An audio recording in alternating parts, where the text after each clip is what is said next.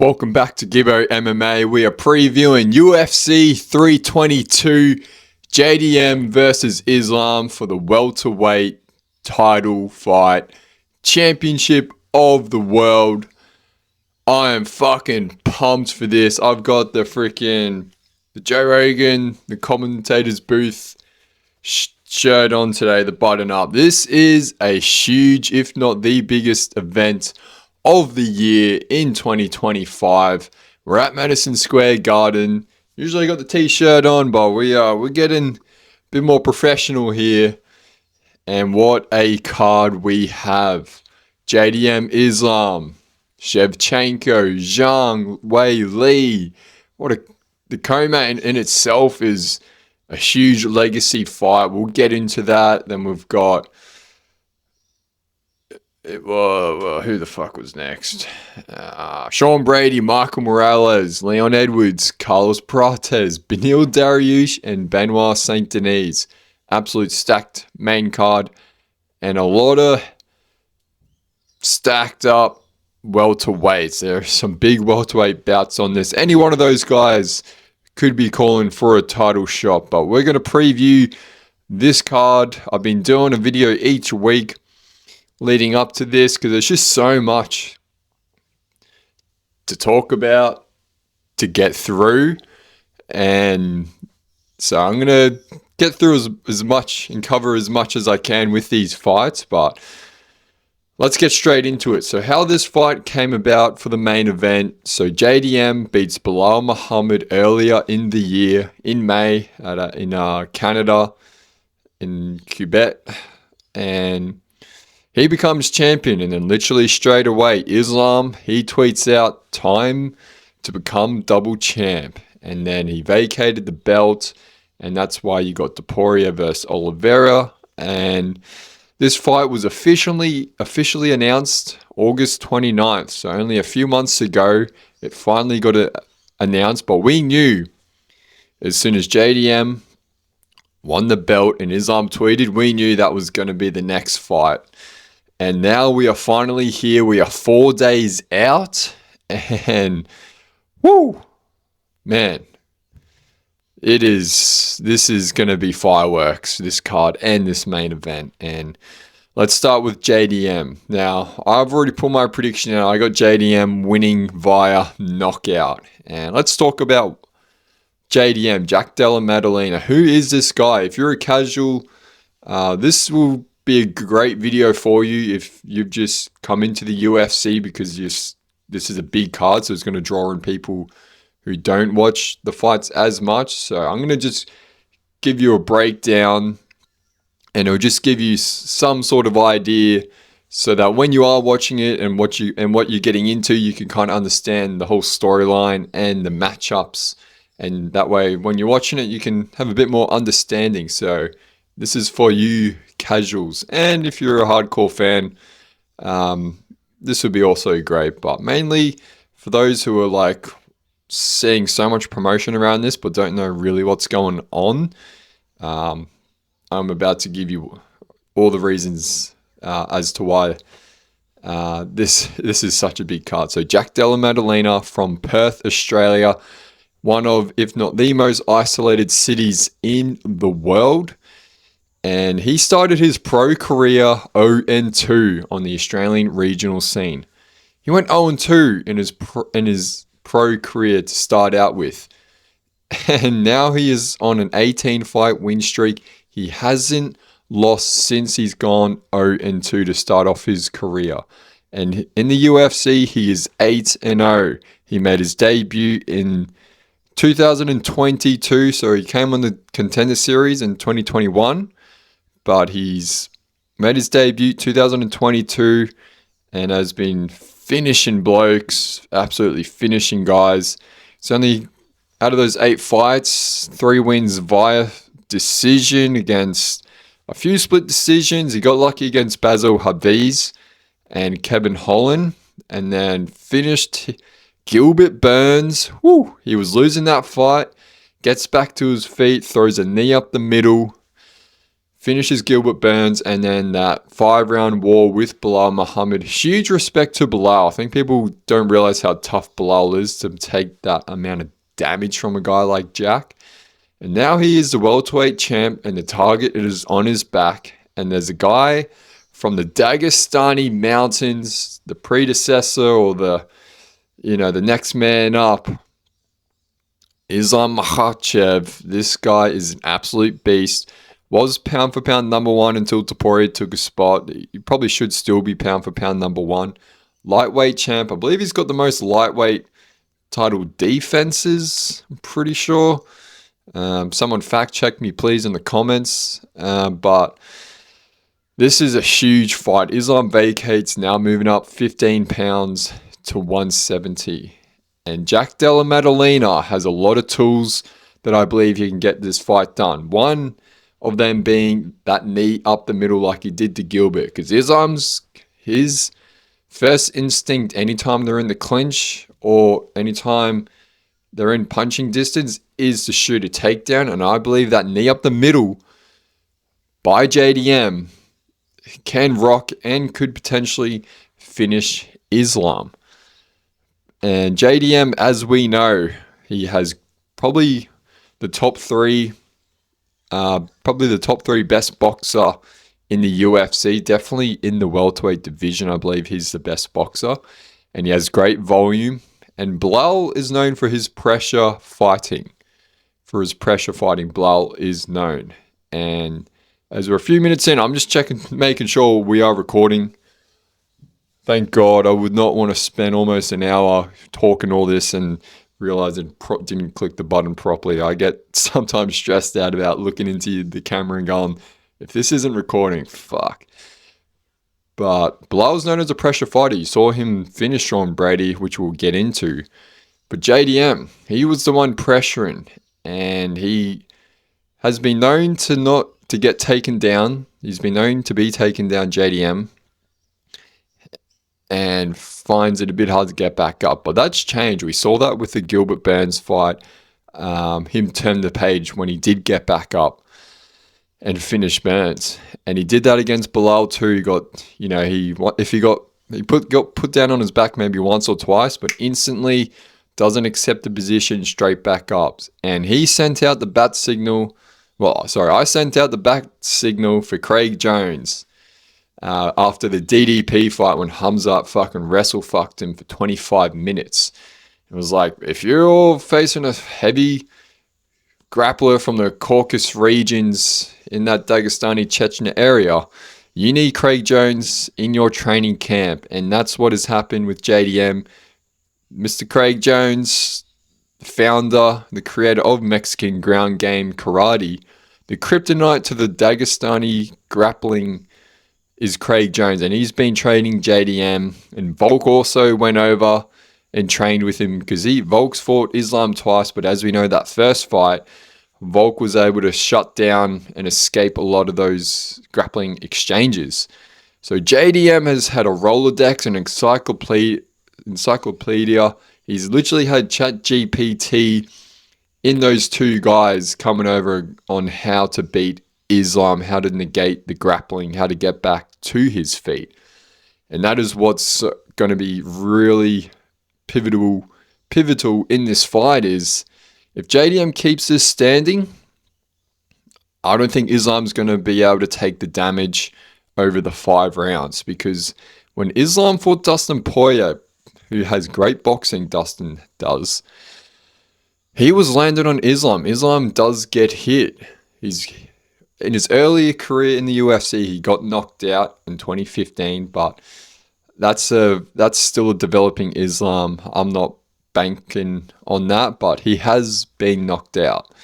But this is a whole different Islam, a whole different beast, but he can be hit. Islam can be. And Dustin Poirier was landing on him, getting some good body shots, and I do see similarities with JDM and Dustin Poirier with that boxing, but I would put JDM a level above, and JDM has welterweight hands, and those welterweight hands touching you from a guy who's moving up like Islam, I don't know. That damage is gonna fatigue and wear out Islam, because it's happened to him in that Dustin fight. Like, that was a really close fight up until the 5th round when he submitted Dustin. But JDM, he mixes it up well to the body and not just head hunting.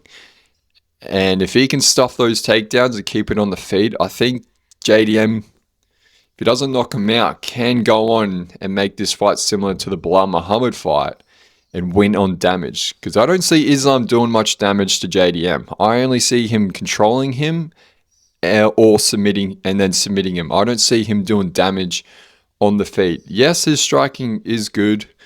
He's defensively minded. Like, he's a highest of the highest level fighter in the world, if not all time. But I think this damage with the heavy hands, like, Islam can make 155. JDM can't make 155. So I believe, as far as percentage-wise, with the size difference, it's not a huge... it's not going to play a huge part, I don't think. Not a huge, but it will. I think it plays a minor part. And I think maybe 10 to 15% the size will play into JDM's favor. But Islam, man, he's a tank. You know, that grappling, he's going to have no problem. But I just think, that 15-pound different weight class, like Islam, he got up to walking around 191 pounds. I'm not sure what JDM walks around, probably similar, if not up to 200 pounds. But yeah, I just think the damage over 5 rounds by JDM on Islam, I don't think Islam's going to be able to take it. And yeah, that's why I do have JDM winning this. And he's a 3-1 underdog, paying $3.10. Take my money. I'm going to take him by a knockout too, even juicier odds. But that's my take, and I'm being biased, guys. Obviously, I'm fucking Australian cunt. Like, of course, I'm picking the Aussie and coming up with all of the things as to why he's going to win. But I'm a big fan of Islam. Don't get me wrong, huge fan. Bucket list is to go to Dagestan and go to the mountains and check it all out, 100%. And to meet these Dagestan legends, Islam and Khabib, like, that's a bucket list thing. And it kind of sucks that these two guys are fighting, because I'm big fans of both of them, but I have national pride, and, I'd be deported if I wasn't picking and going for JDM. So Islam, he needs no introduction, but obviously we'll give him one.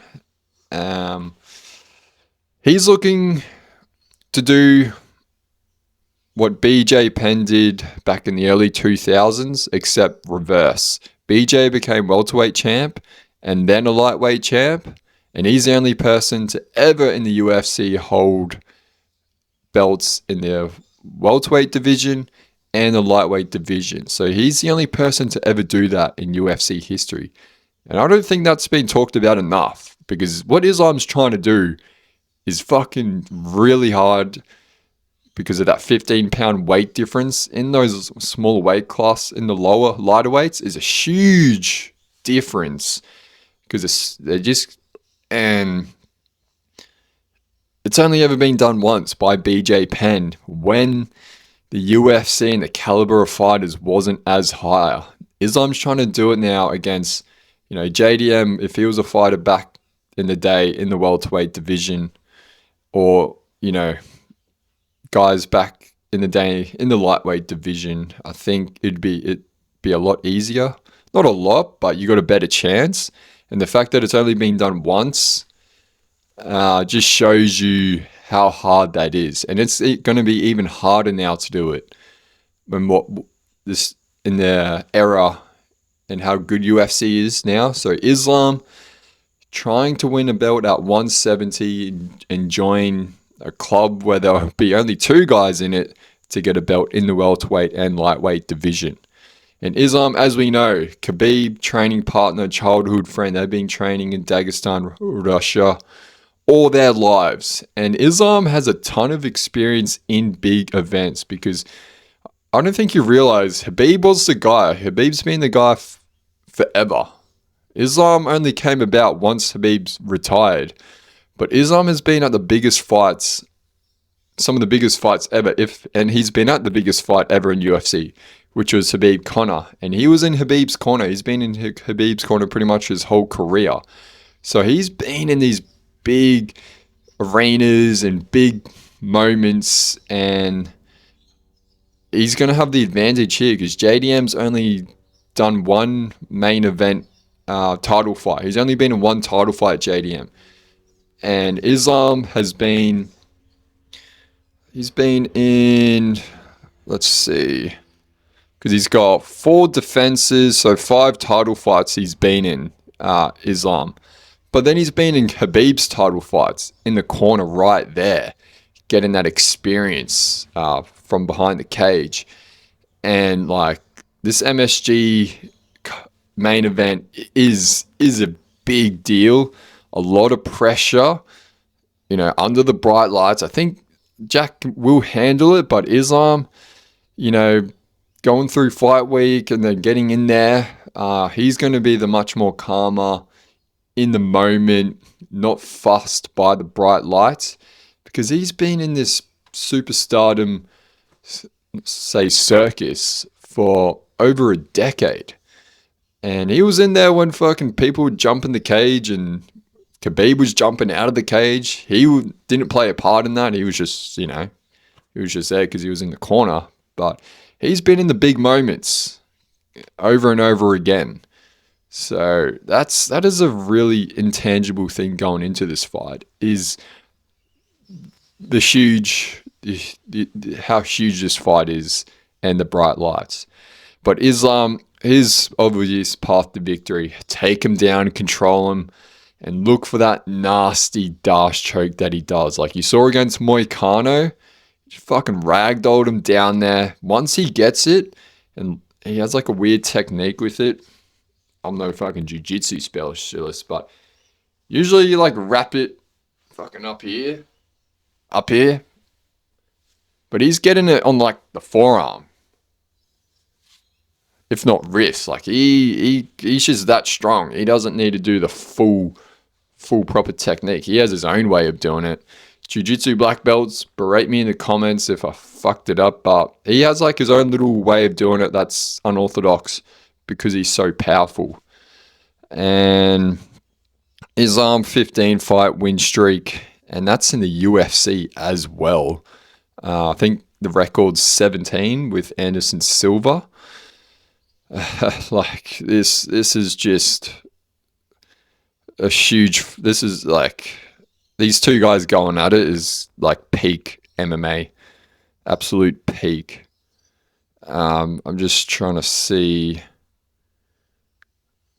if I'm forgetting anything. Yeah, that's with the dash choke, because he's currently got 2 dash choke victories in a row. So he got it against Dustin Poirier in the 5th round, and then against Renato Moicano in the 1st round. And not to take away anything from Islam, but you know, his fight in January, the hardest part about that was just the Armin Sarukian pull out the day, if not the night before the fight, and then having to fight a whole new guy, but the ranked number 10 guy, and then he only got to spend 4 minutes in the octagon. So he hasn't been in the octagon. He's been in the octagon for 4 minutes in the UFC this year. So he won't be rusty, but I just think Della getting, you know, those good 5 rounds in him, he's going to be coming in there a lot more, way more comfortable. And Islam he hasn't had a lot of octagon time in the past couple of years. Like the only last time he made it to the 5th round was June of last year. But he'll be eager to get in there, of course. I'm just wondering if he's going to start slow, because that'll favor JDM if Islam starts a little bit hesitant and slow. Because if JDM can come out of the gates pressuring, he might just steamroll Islam. I mean, tough to do, but so key to victory for Islam: take him down, grapple him, get the DAS or the rear naked choke. I think we all know that, and it's just we're just going to have to find out. But let's move on. I could just keep going all day on this fight. I'll continue to do my fight week little 10 minutes so videos over the next couple of days talking more about it. But we need to move on to Valentina Shevchenko versus Zhang Weili for the flyweight belt. Zhang Weili vacated the belt and is now from strawweight, 115 pounds, and is now moving up to flyweight, 125 pounds. So that's why we had Mackenzie Dern versus Jan Doroba on the last pay-per-view card, the Aspinall one, because Zhang Weili vacated it. And I don't think people realize how big of this could be the biggest women's fight in history as far as legacy and the pinnacle of women's MMA. Like, I don't think people realize how big a fight this is.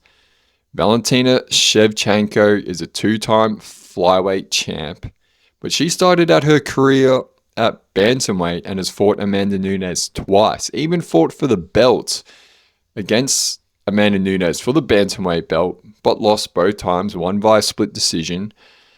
But now she's been the queen of the flyweight division. We just run through her stats. She won the belt in 2018 against Joanna, who's in her own right one of the best women's MMA fighters, and she got 7 consecutive title defenses, and then she lost it against Alexa Grasso. And then after that, they drew. I think she got robbed, Valentina did. And then she got it back. Let's see, when did she get the belt back? And then she won the belt back in their third fight by decision at UFC Noche, Merab O'Malley. And now she fought on the same as Della Maddalena and Muhammad earlier this year and beat Manuel Ferrio in a competitive decision win. So she's been in, I think it's 10 title fights. Yeah, she's been in 10 title fights and she's got 8 title defenses. And so she's a 2-time flyweight champ, 8 title defenses, 10 title fights.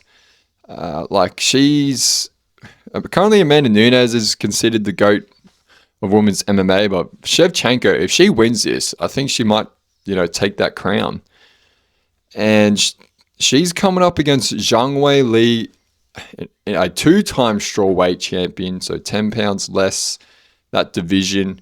And she won the belt in 2019 versus Jessica Andrade, and then defended it in that crazy fight against Joanna Shevchenko. That Polish last name. On that, I think it was the John Jones. Which card was it on? It was that crazy war when Joanna had that massive bulge out of her forehead. I swear it was on the Jones Reyes card.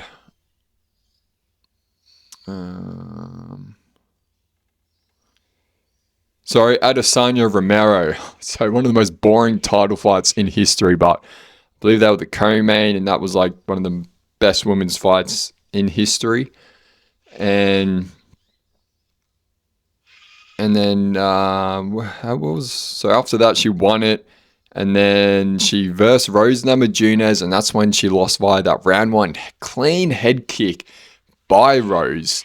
So she loses the belt, and then she versus Rose again, loses via split decision. And we could clearly see a hole in Zhang Weili then of the wrestling. Like, once she got her back on the mat, she couldn't get back up to her feet. She didn't have answers for her. And Rose, well-rounded, but not a known dominant grappler, was able to keep Weili down. And this has begun the resurgence of Zhang Weili and why she's possibly the GOAT of the 115-pound division, because she then gets that spinning back fist knockout over Joanna, and then she wins the title against Carla Esparza in 2022, and now she's got 3 consecutive title fights. Her last win was at UFC Sydney early this year against Tatiana Suarez, which she was a slight underdog. Take my money. She just showed you how much she's improved in the wrestling in that fight. So now you got absolute 2 queen bees going at it.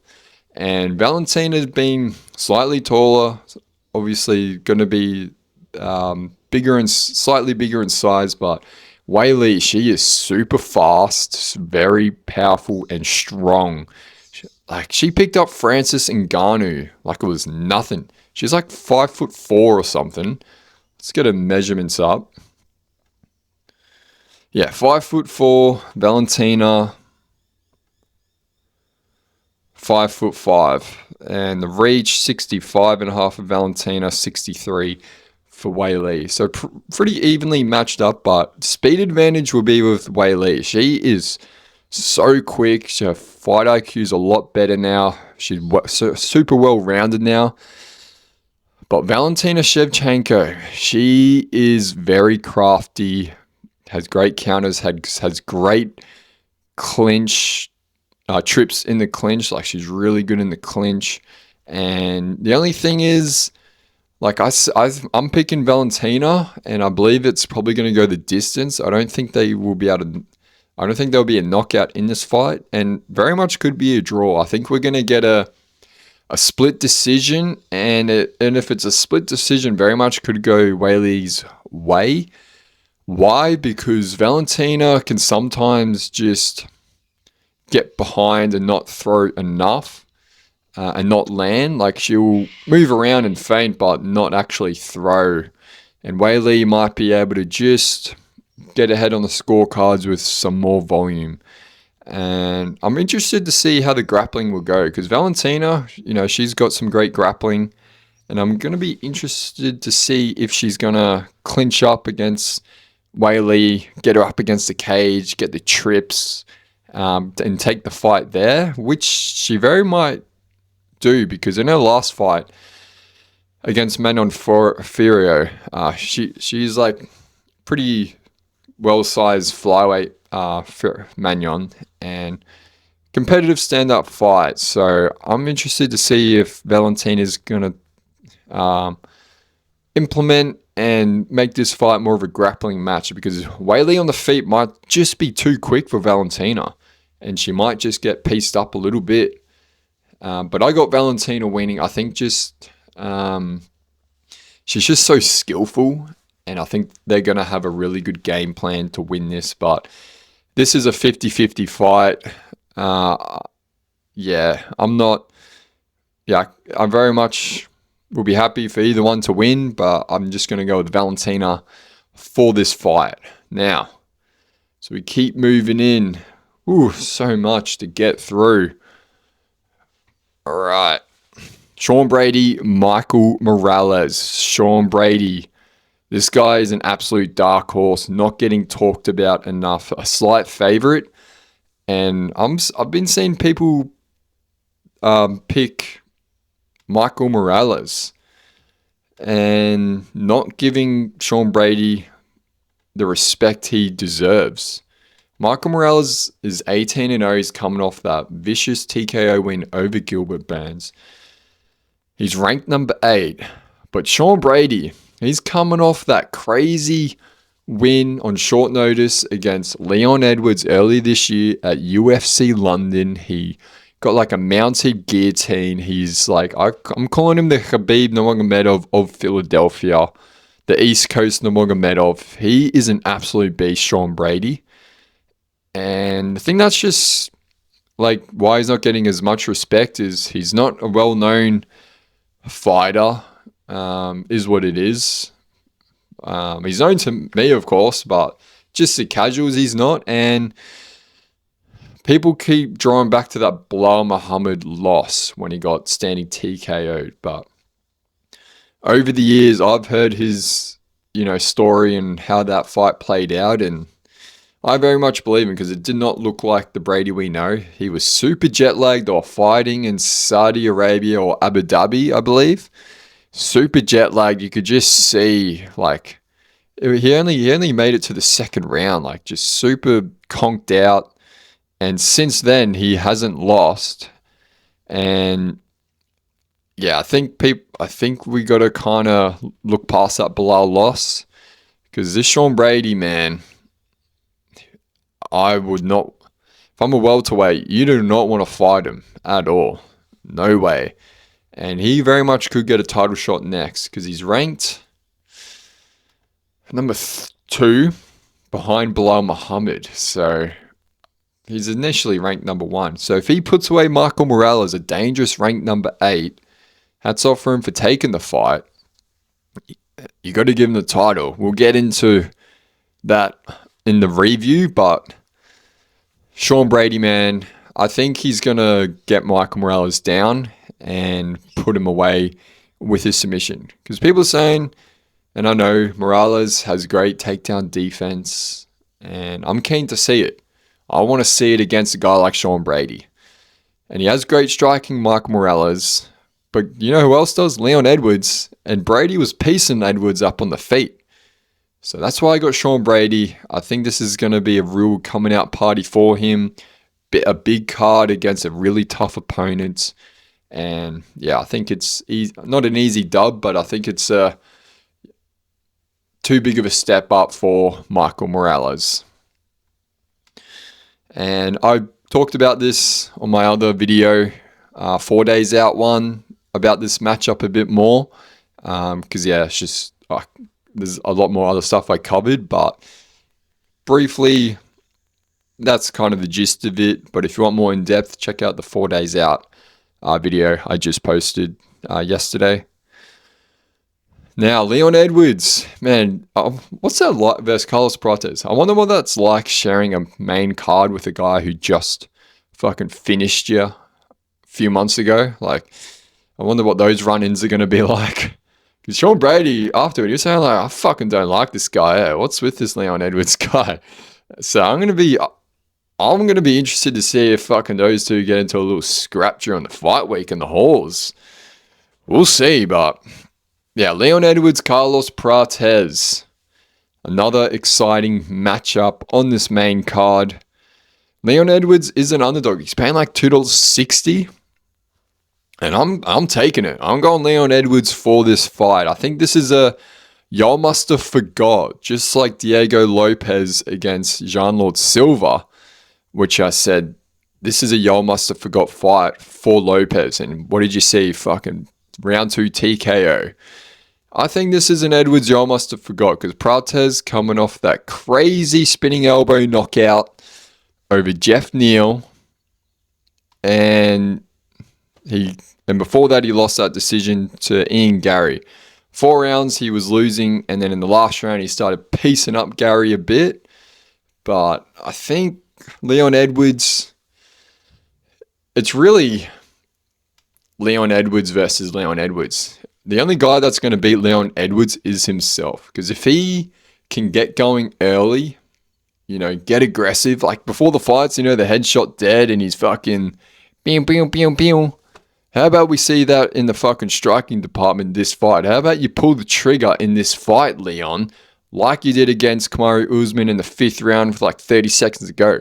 I want to see Leon fucking pull the trigger in this fight. Otherwise, if he doesn't, he can never say headshot dead, fucking do this trigger shit. Because you saw it against Kobe Covington, just fucking stood there and barely did anything, still won the fight. And then in the Sean Brady fight too, yeah, it's just, he's his own worst enemy because he's got all the skill. He's super physical, great striking, but I think likes to be too pretty with it. Like he needs to get dirty, get in the dog fight and get Prates out of there. He needs to get aggressive. He needs to unleash that inner dog, that Birmingham dog, and fucking pull the trigger like he does when they're announcing his name. Because he can very much get this done against a guy like Carlos Prates. And this is what they call a striker's delight. But I wouldn't be surprised if Leon Edwards goes in for a bit of wrestling. I wonder if he's going to, because we saw it against the Usman 2 fight, because he spent a few years, all he was doing was fighting grapplers.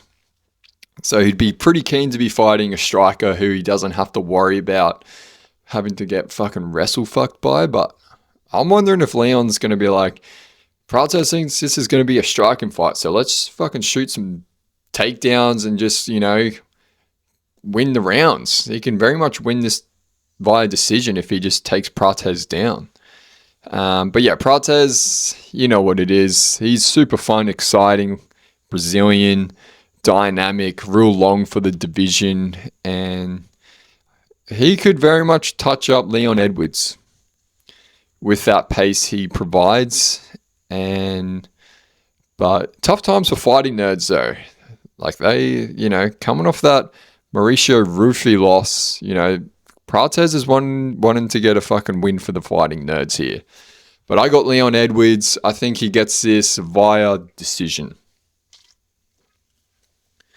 Now, the last fight of the main card. Initially, it was Bo Nickel and Rodolfo Vera until the UFC MMA community bullied them into taking them off. Thank God, unranked middleweights on a main card. That is just disgusting. So they've been booted to the prelims where they fucking belong. And we're going to get the fight of the night. Beneil Dariush versus Benoit Saint Denis. Two absolute dogs going at it. They love to risk it all. And Beneil Dariush, he fucking gets dropped. Benoit Saint Denis gets dropped. But they fucking drop people themselves. And we could see a double knockout in this fight. These guys could fucking just check hook each other and fucking land. And we could get a fucking double knockout. Now, Beneil Dariush, he always gets slept on. And then he wins. And then you're like, oh, why was I sleeping on this guy? And then you watch the fight like Arman Tsarukyan when he just gets fucking bowled over. And you're like, oh, this guy's old. He's 36. Oh, time to hang it up. Like, Beneil, 36, a crazy jiu-jitsu specialist grappler. And if this gets to the ground, I think he could submit BSD. But BSD, a dog himself on the ground, is coming off that submission win over Rufy. But he found a weak spot in the striker, Mauricio, and capitalized on it. So I think this is really going to play out on the feet. And Beneil coming off that win against Renato Moicano. And, with MMA math, Moicano ran over BSD. I was in attendance for that fight at Paris. But Beneil won that good decision win over Moicano. And has good striking, Beneil does. But yeah, coming off the two losses against Oliveira then Tsarukyan, we're like, man, Beneil, it just, what's going on? Because before that, he was on a 1, 2, 3, 4, 5, 6, 7, 8 fight win streak. Beneil was in the UFC. And then all of a sudden, he just went back-to-back TKO losses. And we're like, boy. But now he's back in the win column, and he's got a good matchup here with BSD. And I think it's just going to come down to the chins. And as we know, Bilal is chinny, but BSD, Dustin Poirier fight can be a bit chinny, and that's what I'm looking forward to for this. And BSD, since those fights where he takes unnecessary damage, he worked on that and showed the improvements he's made against Mauricio Rufy, entering and closing the void, way more defensively minded, not getting touched up, and he was able to do that against such a dangerous striker in Mauricio. So coming into this, I'm giving BSD from what I've seen last fight, the striking advantage. I think he's way more defensively minded entering the void, as DJ says. And I'm liking him. I think he could very much knock out Beneil Dariush. So I'm going with that. So that's the main card, guys. Let me know your predictions and thoughts on this card. There's like every single matchup you could spend 30 minutes on the main card talking about. And I'm now going to skim through the prelims here. Time to lock back in. Because the prelims are great too. We got Bo Nickel versus Rodolfo Vera. Bo Nickel coming off the fucking fraud check loss to RDR. You got the knees up the middle. But as you know, Bo Nickel and NCAA, I believe, champion wrestler, like a great wrestler, but he's still new to MMA. He's only 7-1, and he's versing Rodolfo Vera. I believe he's a black belt in jiu-jitsu. He's a Brazilian. And if this fight goes to the ground, I think Vera could very much submit Bo Nickel. Rodolfo is 36 years old. He's 6-3 in the UFC. He's coming off a decision win against Trayson Gore. And he's got a loss against Andre Petroski. So, in the words of GSP, I'm not very impressed with your performance. Yeah, interesting fight, this one. If it goes to the ground, I got Rodolfo winning this. He's got 9 wins via submission. And because Bo Nickel can just do the takedown for him. But we'll see if this fight ends up on the feet, because Bo Nickel would then win by a knockout. But I'm going fucking Rodolfo Vieira. Fuck it. Him via submission. Roman Kopylov versus Gregory Rodriguez. A fun middleweight matchup. Kopylov coming off that loss to Paulo Costa. Rodriguez coming off that vicious knockout win over Jack Manson. So I've got RoboCop in this fight. I think he's going to be too big. He is a fucking huge middleweight. He should be fighting at light heavyweight. But we're going RoboCop. Aaron Blanchfield versus Tracy Cortez. These two fought on the regional scene in Invicta back in 2019, where Tracy Cortez won by a split decision. And I think we're going to see the same here. Decision, because Cortez has improved in her own right. But I got Blanchfield winning this. But the only thing with Blanchfield, she hasn't fought in a year. The last time she fought was against Rose Namajunas in November last year. And why is that? Well, let's take you back to fucking UFC Vegas, one fucking whatever. Blanchfield versus Macy Barber. Literally 2 minutes before the walkouts, Macy Barber has a medical episode and the fight gets called off. Literally 2 minutes before they were about to walk out. And that was in May 2025. So she's been itching to get back in there, Blanchfield. And Cortez, she's coming off a win. They're both well matched, but I think Blanchfield, she'll win 30-27, I believe. Tracy Cortez, she's 12-2, 6-1 in the UFC. Her only losses to Rose Namajunas in the UFC. But I think Blanchfield would be too strong for Cortez. Cortez, great on the feet, good boxing, but I think Blanchfield will be able to take her down and possibly get a submission. So, yeah, these prelims are fun. This is going to be a fun day. We got it on Sunday here in Australia time. Then we get Malcolm Wellmaker versus Cody Haddon. This is my must-watch fight on the prelims. Malcolm Wellmaker, huge bantamweight prospect, coming off those vicious TKO knockout wins. And he's versing Australia's own Cody Haddon, who I believe he's been out maybe due to injury. He was supposed to fight in Sydney this year, but then had to pull out against Alexandre Deporia. And that's when you had Kobe Thickness step in, Volk's training partner. So he hasn't fought since 2024 of October last year, Cody Haddon. So he's, and he's still only young too. He's 7, he's 8-1. So that's a year's a long time to not fight at at this stage of your career. You want to be fighting 2-3 times a year, and I believe it's just due to injury. So I'm going for Cody in this, but super tough matchup against Malcolm Wellmaker. A must-watch fight. Some future bantamweight top 10 guys right here. And then we got the GM3, Kyle Dorcas, Mascaro versus Sabatini. I got Pat Sabatini. This guy's on a resurgence. Absolute beast. I'm going GM3, the trusty vet. Angela Hill, Fatima Klein. Watch out for this Fatima Klein girl. She's been knocking chicks out. I think she's a future strawweight champ. She's a Cage Fury champion. So she lost her UFC debut against Jasmine Jasdavicius July last year, but since then she's got 2 back-to-back TKO wins this year.